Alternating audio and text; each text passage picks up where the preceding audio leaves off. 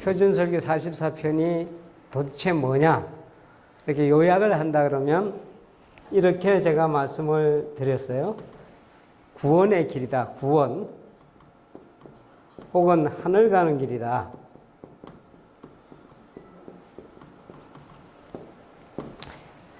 지금 앞으로 지난주를 포함해서 앞으로 몇 주간은 이 하늘 가는 길 동안에 도대체 멀고 험한, 누가 성경의 찬송이나 이런 데 보면은 이 하늘 가는 길이 대단히 멀고 험해 보여요. 구원의 길이 멀고 험해 보이는데 이 가는 길 동안에 하나님께서 어떻게 우리를 도우셨는가?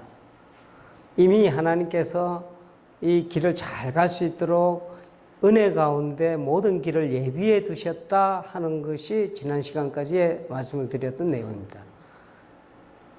가장 중요한 게 뭐냐면 이 길을 우리가, 구원의 이 길을 우리가 완성할 수가 없어요. 우리 스스로 힘으로는.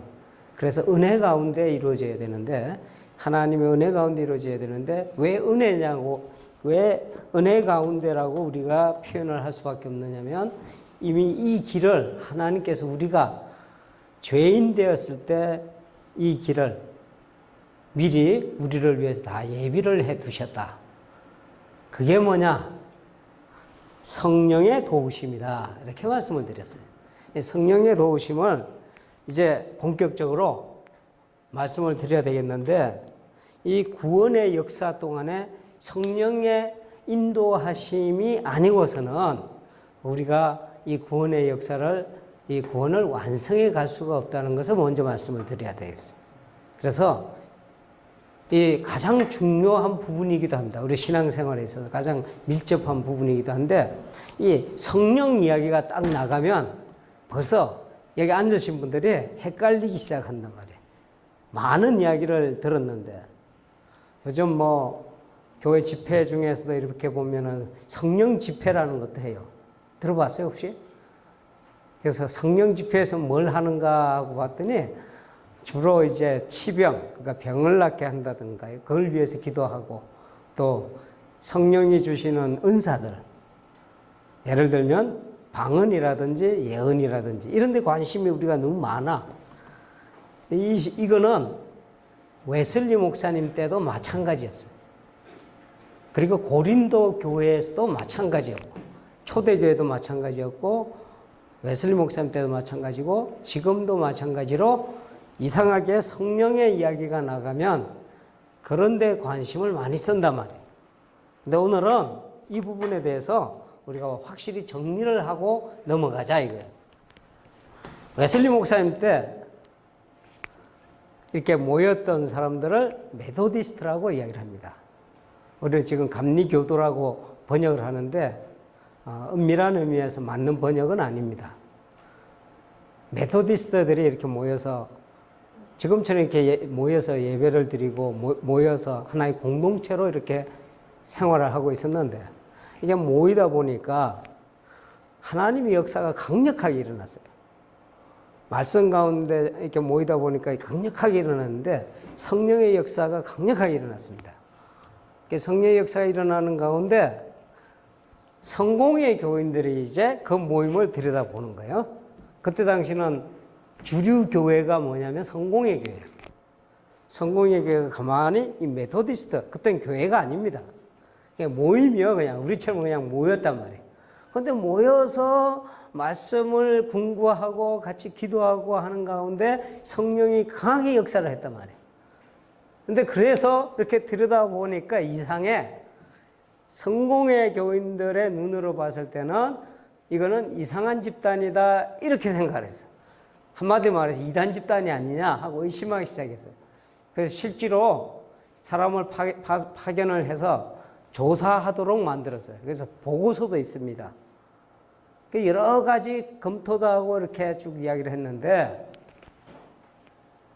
아마도 지금도 뭐 그런 일이 여기 앉으신 분이 간절한 심령으로 하나님께 기도할 때 성령의 강한 역사가 있을 줄 믿습니다. 아멘. 그런 일이 일어나면 그렇게 볼 수도 있단 말이에요. 왜냐하면 다르기 때문에. 그래서 바깥에서 이렇게 들여다봤을 때 이게 다른 관점에서 이렇게 들여다보는데 이 설교는 지금 오늘 읽으려고 한 설교는 이런 거를 염두에 두고 설교를 한 거예요. 웨슬리 목사님이 이런 상황을 염두에 두고 뭐를 지금 이야기하냐면 우리는 광신자가 아니다. 열광주의자가 아니다라고 이야기하는 거예요. 그거를 여러 가지 이야기를 하는데 이 한마디 성령론이요. 지금 오늘 하는 게 웨슬리 목사님 성령론이다 이렇게 생각하시면 된단 말이에요. 이렇게 설명을 하는 거예요. 광신이 아니다라고 하는 그 반면에는 아주 중요한 다른 이야기가 있어요. 그러면 광신이 아니다 그러면은 당시의 영국 사회는 무슨 생각을 하냐면 광신의 반대말이 있어. 이 광자가 이렇게 쓴가요? 임금왕자 이렇게 쓰죠? 왕자인데 이게 뭔 뜻인지 아시죠 혹시? 네, 이게 가축을 이야기하는 거예요. 동물. 그 왕이 동물이 되면 뭐가 돼? 미쳤어. 광이 된다. 광신. 이 광신이 되는 거예요. 이거를 다른 말로 열광주의다 이거예요. 열광주의. 그런데 영국 사회 그 당시에 이제 영국 역사를 쭉 보면 웨슬리 목사님이 이렇게 활동했던 당시에 광신과 정반대의 교인들이 있었어. 이런 거 혹시 들어봤어요?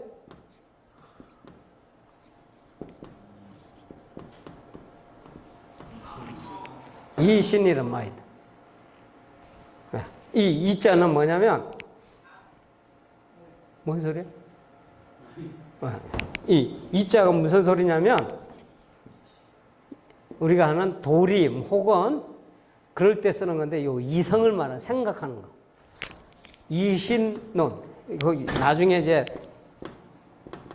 우리 학생들 위해서 이거 써주는 거예요. 나중에 이런 거 혹시 시험 같은 데 나오면 이런 게 나온 거 데이즘이라고 하는 게 나와요. 이신론. 이게 뭐냐? 신앙생활을 하는데 지극히 이성적으로 하는 거야. 이거에 완전 반대예요. 이거 잘 보셔야 돼. 지금 소위 말하는 지금 대한민국의 신앙의 형태도 크게 보면 두 가지 중에 하나예요. 이리 가거나 이리 가거나. 이걸 우리 뭐라 그래요? 요새 자유주의라고 그러잖아. 예?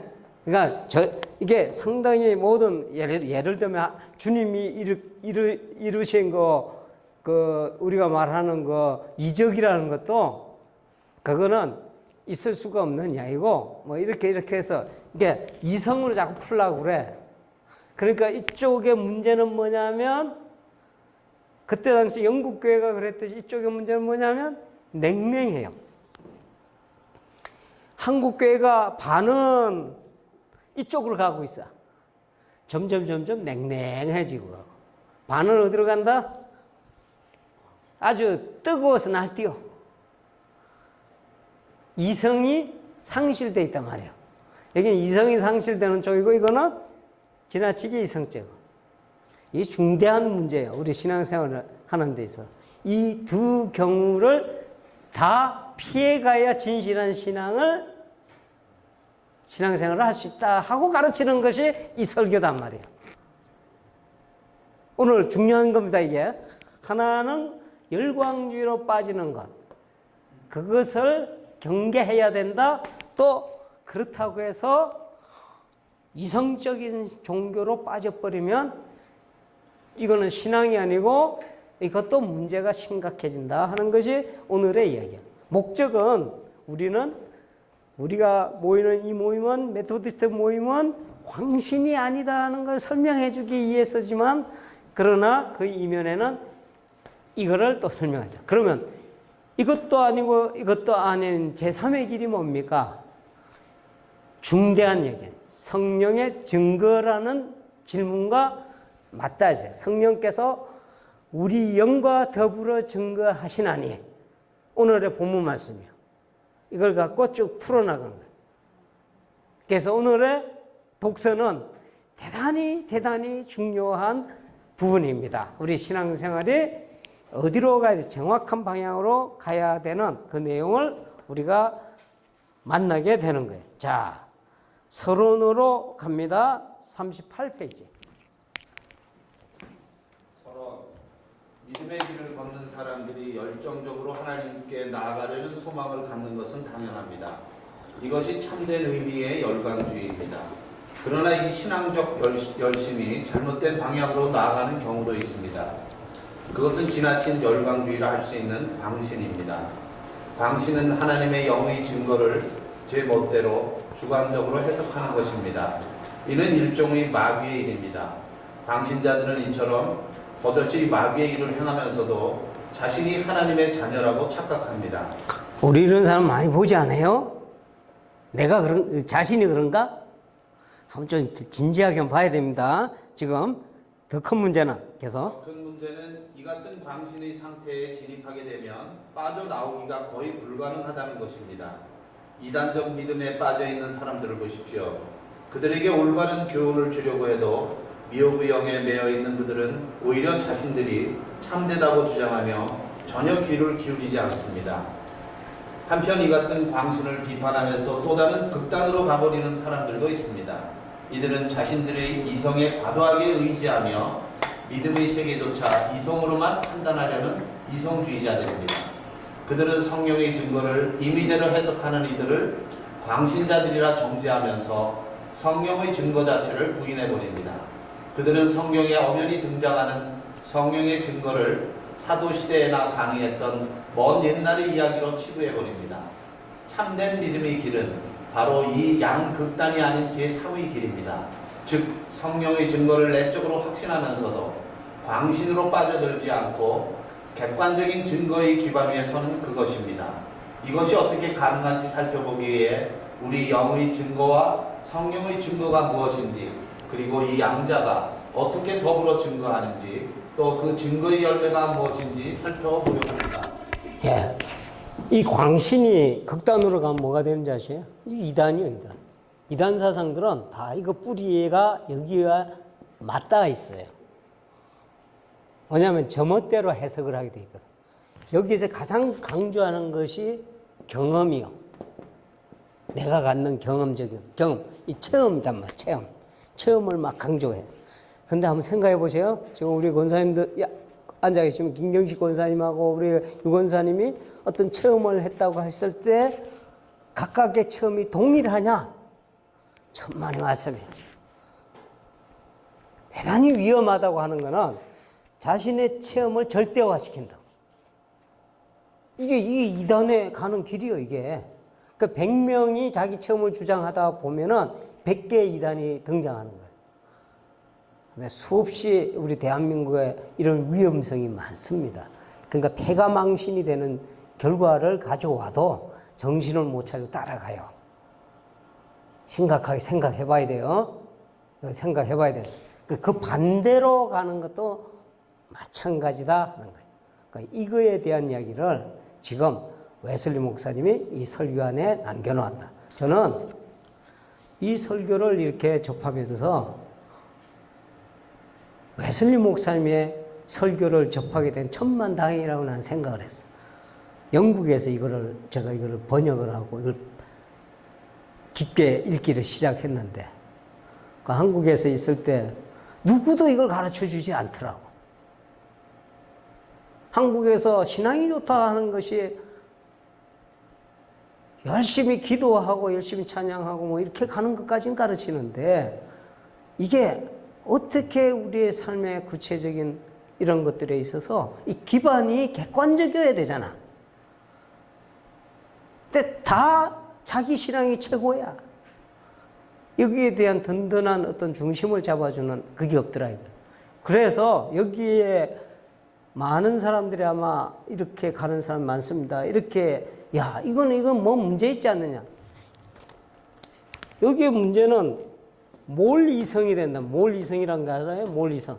이성을 아예 없애는 거예요. 그러니까 신앙에 있어서 이성은 아주 죄악시하고 이거는 생각할 것도 없고 이렇게 가는 사람들이 태반이요. 많아요. 전에 말씀드렸나? 아니, 목사님들이 어디 가냐면 어디 가서 기도 받으러 다닌다 그래. 그런 일이 있어요. 기도가 자기가 해야지 왜 받으러 다녀? 그거 예전에 점쟁이들이 뭐 해주는 거 똑같거든. 근데 그걸 벗어나지 못한단 말이야. 이 성경이 다 가르쳐 줬는데. 우리 안에 이런 게 많습니다. 얘가 일일이 말 안 해도, 심지어는요, 차 한 대 샀어. 몰고 다니 찜찜하잖아. 목사님 차를 위해서 기도해 주세요, 이래. 아, 목사가 무슨 무당이요?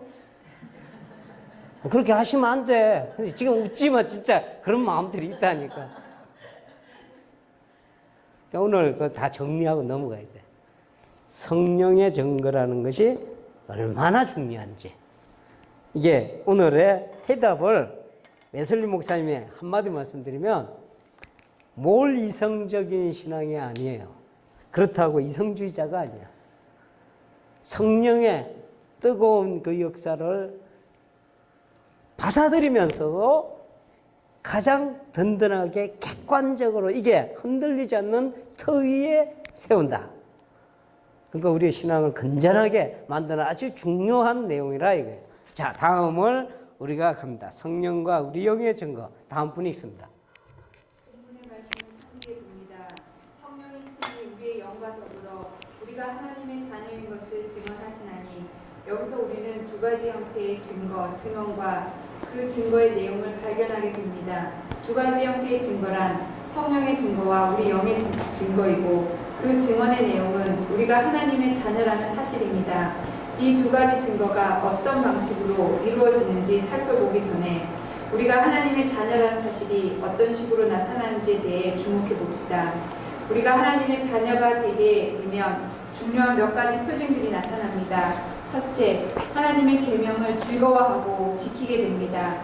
둘째, 하나님의 말씀을 기뻐하고 순종하게 됩니다. 셋째, 하나님께서 의로우신 분이심을 알며 그 분의 의를 닮아가려고 합니다.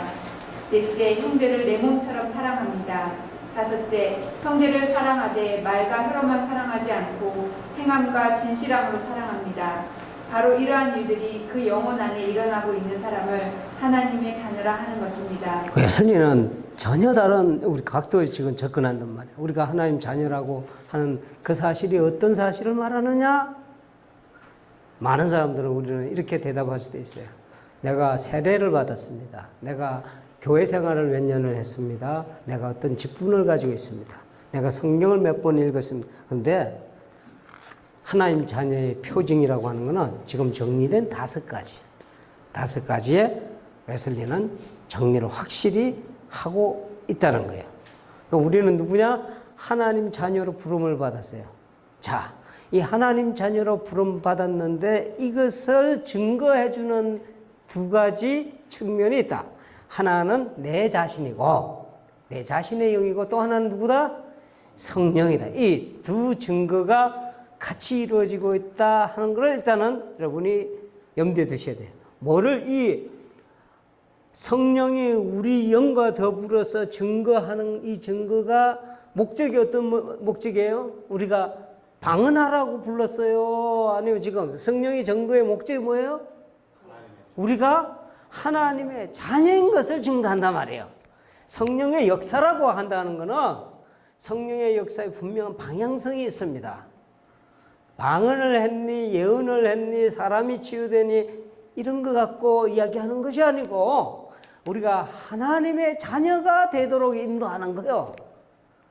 성령의 역사는 우리가 하나님의 자녀가 되도록 인도한다. 다른 말로 하면 우리가 구원의 길을 갈 수 있도록 인도해 준단 말이에요.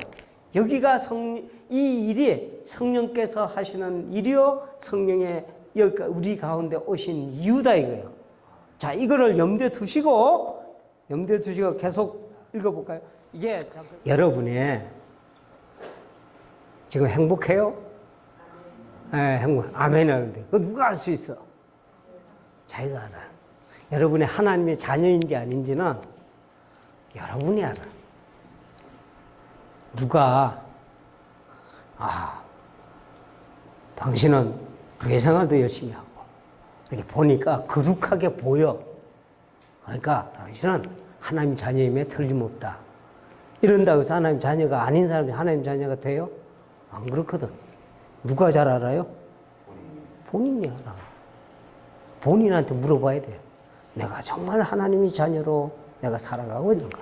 하나님 자녀의 증거가 있는가? 요거를 우리는 양심의 증거다 이야기를 하는 거예요.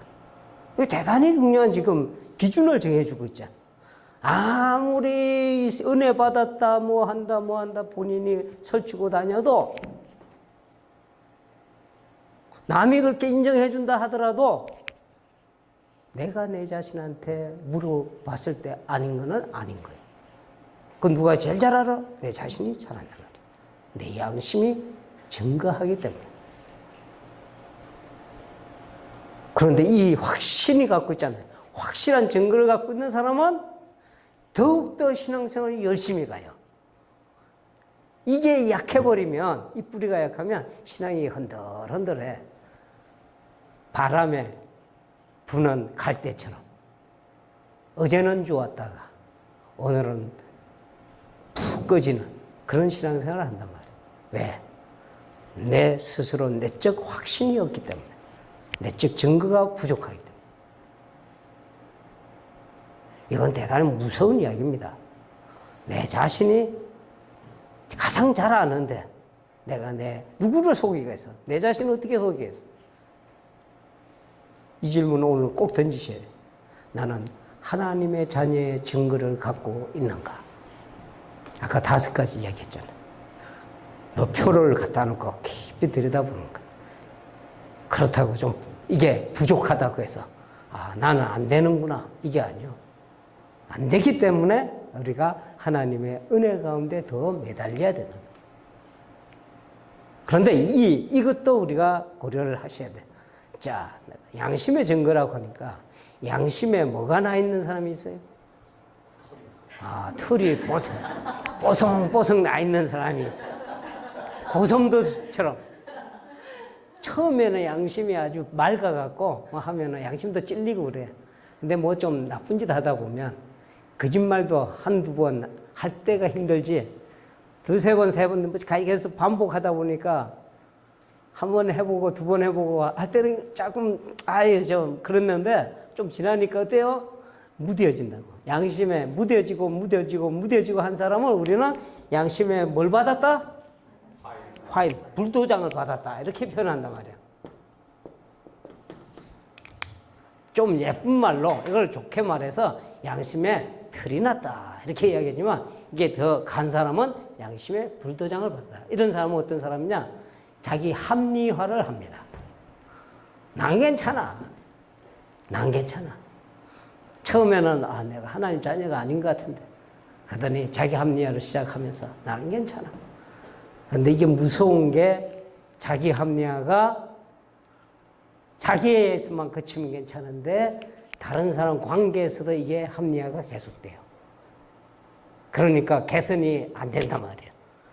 그러니까 사람마다 다르다고 했죠. 자기 생각을 다 각각 갖고 있기 때문에 내가 내 내적 확신이 있다 할지라도 이게 완벽한 것이 아니다는 거예요. 항상 뭘 돌아봐야 된다? 이것이 객관적인 증거를 입어야 돼. 누구로부터? 성령으로부터 확인을 받아야 된다. 성령으로부터 확인을 받아요. 그래서 2가지 증거가 중요하다 하는 거예요. 성령의 증거가 있어야 됩니다. 그래서 성령께서 우리 영과 더불어 증언을 하시는데 어떤 증언을 하시냐? 우리가 하나님의 자녀인 것을 증거하시나니. 그러나 성령께서 행하시는 일에 대해 분명히 말할 수 있는 것은 믿는 이들에게 역사하심으로 그들이 하나님의 자녀가 되었다는 확신을 갖도록 도우신다는 것입니다. 즉 성령께서는 우리의 영혼 안에서 직접적으로 증거하는 방식으로 역사하시는데 그 증거는 우리가 하나님의 자녀라는 사실에 집중되어 있습니다. 이를 좀 더 풀어 설명하면 이렇습니다.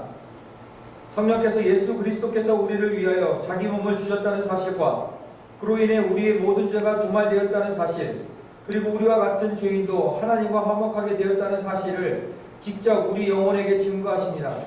그 확신은 마치 태양빛을 도무지 의심할 수 없는 것과 같은데 우리 영은 바로 이 확신을 통해 소망을 갖고 또 하나님의 자녀로서의 거룩한 삶의 열매를 맺게 되는 것입니다.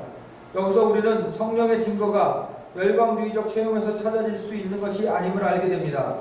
성령의 증거는 신비한 체험이나 은사가 목적이 아니라 우리가 하나님의 은총으로 인해 그리스도를 믿음으로 하나님의 자녀가 되었다는 사실을 내적으로 확신시키는 데 목적이 있습니다. 끊임없이 성령께서는 우리 은혜 가운데, 하나님의 은혜 가운데 우리 안에서 역사하심으로 해서 우리로 하여금 하나님의 자녀인 것을 확신케 하십니다. 이 확신 때문에 우리는 더욱더 믿음 가운데 머물게 돼 있어요. 이 컨비네이션이 이루어진다 그죠? 그러니까 우리 영의 스스로의 이 내 현재를 알아요. 우리 양심이 증가하니까. 그런데 이 양심의 확고한 방향성, 확고한 정체를 드러내는 것은 성령의 역사로 말미암아서 너의 자리가 이렇다는 것을 끊임없이 우리를 확인케 해주십니다. 어떻게 해요? 이게 또 신비로운 이야기란 말이에요. 성령께서 하시는 일은 우리 영과 더불어 하십니다. 더불어. 그래서 다음으로 바로 넘어갑니다. 조금 이 부분이 어려워요. 이 부분은 사실은 웬만한 신학교에서도 이 부분을 다루기가 어렵다고. 근데 설교로 이렇게 했다는 것은 대단히 고마운 이야기예요. 알아들을 수 있는 설교로. 자, 우리가 내용이 상당히 지금 이 어려운 내용들이지만 꼭 우리가 짚고 넘어가요. 3번으로 넘어가요. 45페이지, 44페이지. 성령과 우리 영의 증거의 목적, 하나님의 자녀. 이제부터 이때까지 제가 띄엄띄엄 이야기한 내용들이 아마 전체적으로 통합해서 설명이 될 거예요. 쭉 한번 다음 분이 있습니다. 지금 무슨 말씀을 여기서 하고 있냐면 성경 말씀 로마서 8장 16절의 말씀이에요. 성령께서 우리 영과 더불어 하나님의 자녀인 것을, 우리가 하나님의 자녀인 것을 증거하시나니, 이 증거라고 그러니까 그냥 야, 너 하나님의 아들이야, 너 하나님의 아들이야, 이런 의미가 아니고, 이 증거는 무엇을 이야기하냐면 성령께서 우리 영과 더불어서 지금 하시려고 하는 것이 뭐냐면 하나님 자녀의 완성, 다시 말해서 하늘나라를 전체를 이루어가는 과정을 주도해 가신다는 의미예요. 성령께서 보혜사라고 그러잖아요. 보혜사 성령께서 우리 가운데 역사심으로 하시는 일이 뭐냐? 방언 주려고 그런 게 아니오. 예언 한마디 하라고 하는 것이 아니고 우리의 삶 전체를 하나님의 형상으로 원위치시켜 회복시켜가는 모든 과정에 관여해 준다는 이야기예요. 이게 더불어 가는 거예요. 더불어. 지금 다른 거 다 잊어먹으셔도 좋아. 하나님께서 이 땅에 성령을 우리 가운데 왜 보내주셨느냐? 이게 하나님께서 가장 원하시는 것이 하나가 있는데 그게 뭐냐면 우리로 하여금 구원받는 거예요. 하늘나라를 소유하게 하는 거예요. 하늘나라를 완성하게 하는 거다 말이에요. 이 하늘나라를 완성해가는 과정에 이걸 위해서 그리스도를 보내셨고 피 흘리셨잖아요. 하나님 자신이 피 흘리셨고 성령을 보내셔서 이 일을 우리 가운데 실제로 이루어지게 한단 말이에요. 이 성령의 역사가 바로 지금 이야기하는 성령께서 우리 영과 더불어 하시려고 하는 일이요. 지금도 역사하시면서, 지금도 여러분 마음속에 역사하시면서 이 하나님 말씀을 듣는 여러분을 통해서 여러분을 위해서 성령께 역사하시고 여러분을 구원의 완성으로 이끌어 가시는데 크게 보면 뭐냐? 죄로부터의 죄책으로부터 지난주에 했잖아요. 죄책으로부터의 우리가 모든 죄에서 지난주에서 해결받는 일을 주도하시고 또 하나는 이 땅에서 우리가 이 땅에서 삶을 남은 생을 살아갈 때 지금과 앞으로의 모든 삶을 거룩한 삶을 살아갈 수 있도록 인도해 간단 말이에요. 앞에 거를 뭐라 그런다? 칭의라 그러고 뒤에 걸 뭐라 그런다? 성화라 그런단 말이에요. 구원을 칭의와 성화라는 전체의 구원의 과정을 누가 주도해 가신다?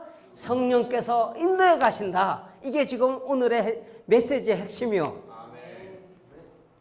자, 이 일을 위해서 제가 정리를 잠깐 해드릴게요.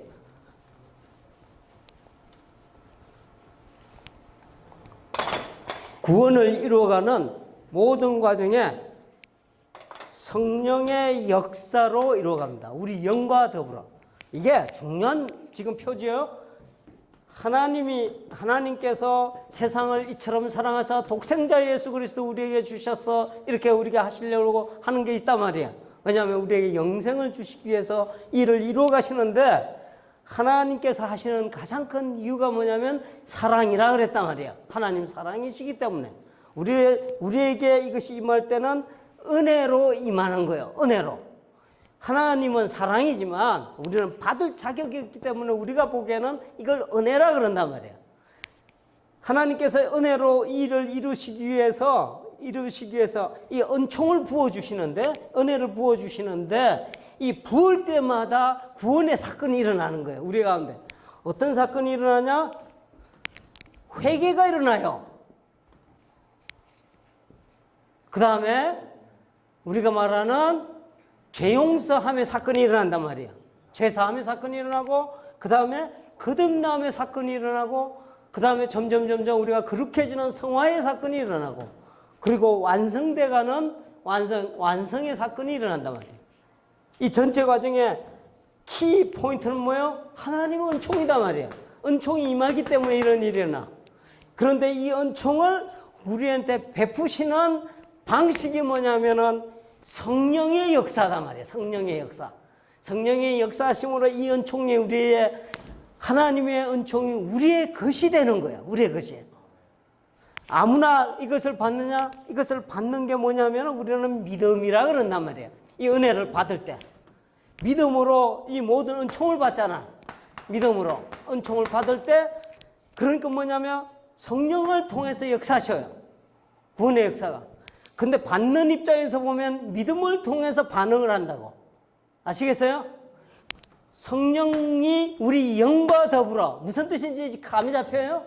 우리 영과 더불어서 하나님의 은혜가 우리 가운데 역사할 때 구원이라는 것이 이 역사 사건이 일어난단 말이야.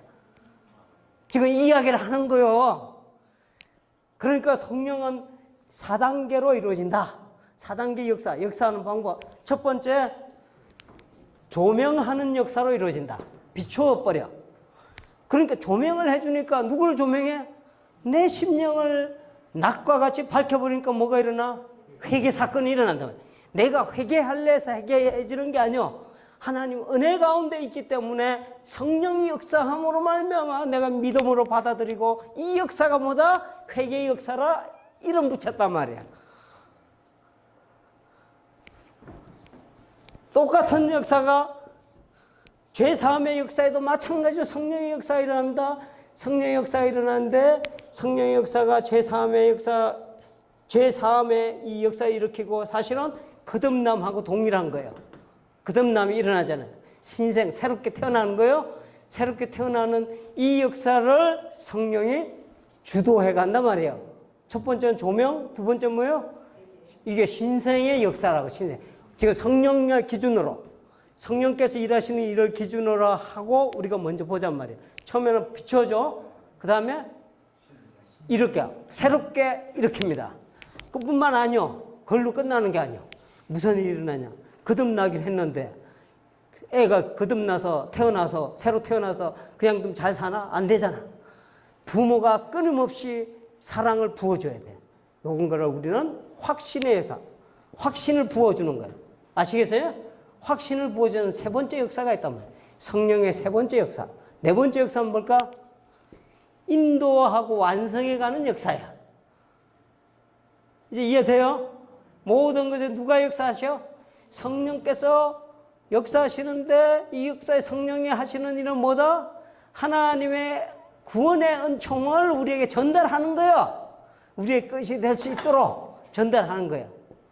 그러니까 성령이 하는 일을, 성령의 역사를 우리는 많은 사람들이 엉터리로 알고 있단 말이야.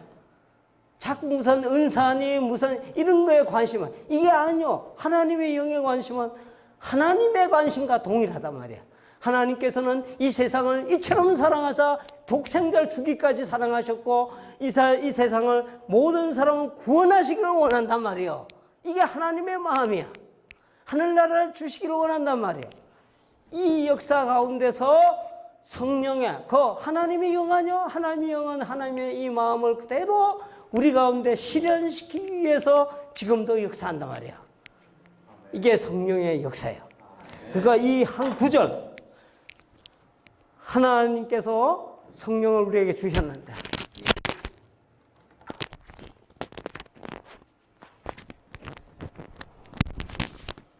성령께서 우리 영과 더불어 우리가 하나님의 자녀인 것을 증거하시나니 이 한 구절 안에 하나님의 크신 사랑이 그대로 녹아 있습니다. 하나님이 여러분을 향한 깊은 사랑이 이 안에 다 녹아 있어요. 그냥 구절이 아니요, 하나님께서 온 마음을 다해 온 생명을 다해 우리의 한 사람 한 사람을 하나님 자녀로 이끌고자 하는 이 마음을 갖고 지금도 역사하시고 살아 역사하시고 우리에게 함께 부모님과 같이 함께 하시면서 이 걸음을 걷고 우리와 함께 가고 있다는 사실을 오늘 이 구절이 우리에게 증언해 주고 있다는 이야기예요. 오늘 이쯤 해야 될 것 같아요. 이 내용이요 너무나 심오합니다. 아주 심오해서 이제 결론부로 갑니다. 결론 제가 읽을게요. 성령과 우리 영의 증거를 특별한 신비적 현상에서 찾으려 하지 마십시오. 이 같은 시도는 우리의 믿음을 광신으로 이끌어 갈 수 있게 하는 위험천만한 일입니다. 그렇지만 성령과 우리 영의 증거 같은 것은 없다고 외면해서 안 됩니다. 요거는 어떤 내용이에요? 이성주의자들의 이야기단 말이에요. 이는 우리의 믿음을 화석화시키고, 화석이 뭐예요? 딱딱한 무슨 돌같이 생기게 되는 거예요. 점점 심장도 잘 뛰어야 되는데, 살아 움직여야 되는데 심장이 안 뛰는 거 폐색정이라고 그러잖아요. 자, 이게 완전 황폐화되는 거예요. 차갑고 냉랭하게 만들어 버릴 것이기 때문입니다. 우리 안에 성령과 우리 영의 증거가 있는지를 진지하게 살피되 그것이 참된 증거인지를 주의 깊게 살펴야 합니다. 성령이 우리 영과 더불어 우리가 하나님의 자녀인 것을 증거하는지 살피십시오. 이는 우리가 진실한 하나님의 자녀이며 자녀로서의 삶을 살아가고 있는가를 진지하게 질문함으로써 분명해질 것입니다. 선한 양심이 그렇다고 증거하고 있습니까? 거룩한 삶의 열매, 곧 성령의 열매로 확정되고 있습니까? 계명을 즐거이 순종하고 있습니까? 이 같은 증거를 가졌다면 감사의 찬송을 드리십시오. 그 아들의 영을 우리 마음에 보내셔서 아빠, 아버지라 부르게 하시며 지금도 우리 영과 더불어 우리가 하나님의 자녀인 것을 증거해 주시는 하나님께 감사와 찬송을 돌리십시오. 여러분에게 성령의 역사가, 충만한 역사가 함께 하시기를 주님의 이름으로 축원드립니다.